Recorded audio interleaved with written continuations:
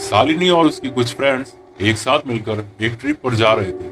Trip इतनी मजेदार होने वाली थी कि वो सभी बहुत खुश थे।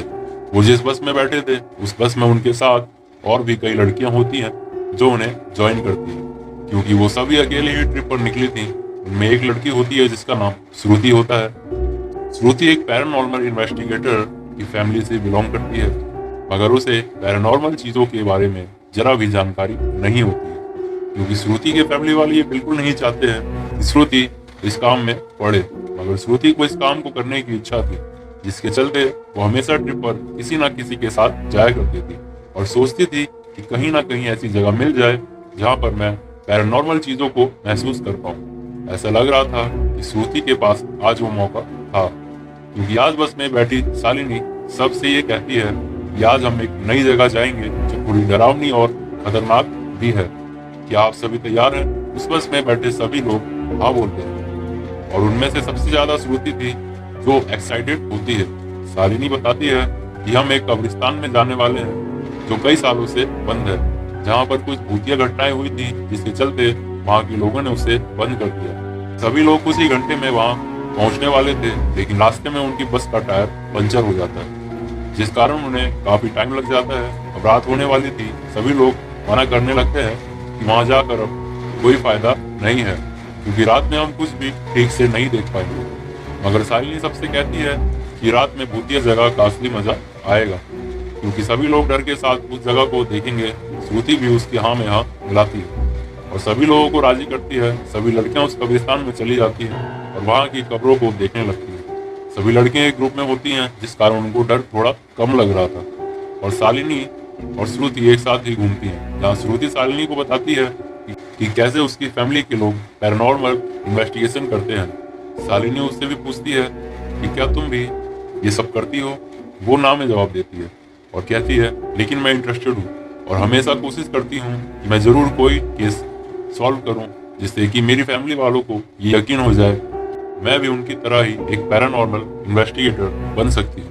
तभी अचानक उनके पीछे से एक आवाज आती है जो उनकी एक ग्रुप की एक लड़की की होती है। वो सब भागते हुए उसके पास जाते हैं और देखते हैं कि वो लड़की एक कब्र के पास चुप होकर बैठी है और कुछ भी किसी से नहीं कह रही है। ऐसा करते देख शालिनी और श्रुति उससे पूछते हैं कि क्या हुआ।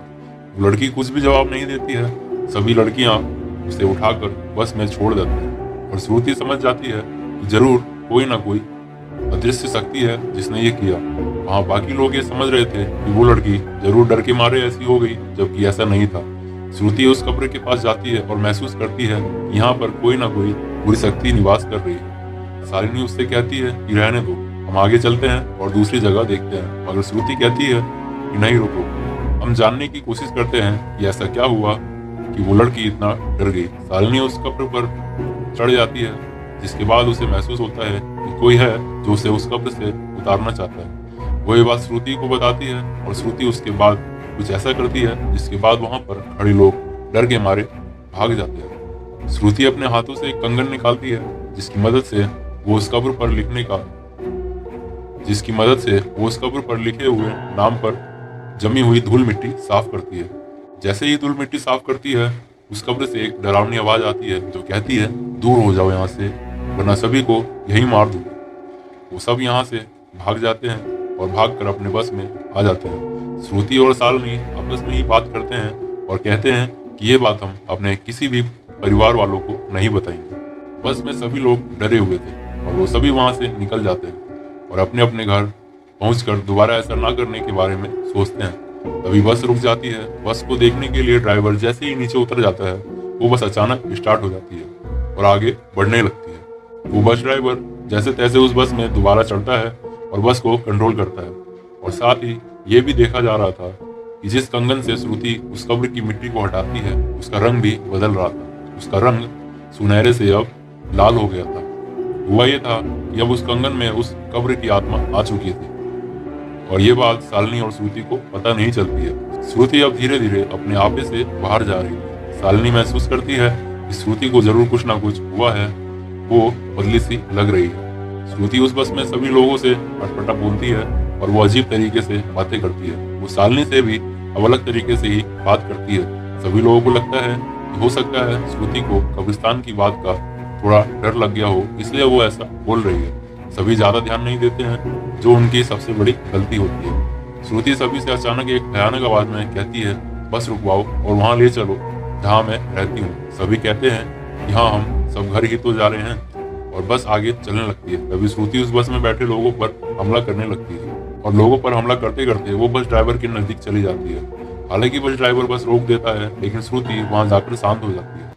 और जैसे ही सब कुछ नॉर्मल हो जाता है और बस ड्राइवर बस चलाने लगता है कि श्रुति अपने हाथों से स्टीयरिंग पाइप को तेजी से घुमा देती है, और बस जाकर एक पेड़ से तेजी से टकरा जाती है, जिससे बस ड्राइवर की मौत हो जाती है। अब बस में खौफ का माहौल छा गया था। कोई भी समझ नहीं पा रहा था कि क्या हो रहा है, पर शालिनी गौर करती है कि उस कंगन का रंग बदला हुआ है। वो समझ जाती है कि जरूर उस कंगन में कुछ है, जिसे कैसे भी करके उसे उतारकर फेंकना पड़ेगा। वो श्रुति के पास जाती है और श्रुति को अपने हाथों में घुमाकर उसके हाथ को पकड़ लेती है। और श्रुति के अंदर जो आत्मा है वो नहीं चाहता है कि श्रुति उस कंगन को निकाल पाए, पर शालिनी सभी लोगों की मदद लेकर जैसे तैसे उस कंगन को बाहर निकाल कर फेंक देती है, और सब कुछ नॉर्मल हो जाता है। और श्रुति के वापस अपने होश में आते ही शालिनी उसे सारी बात बताती है, और श्रुति उस दिन कसम खाती है कि वो दोबारा ऐसा काम बिल्कुल भी नहीं करेगी।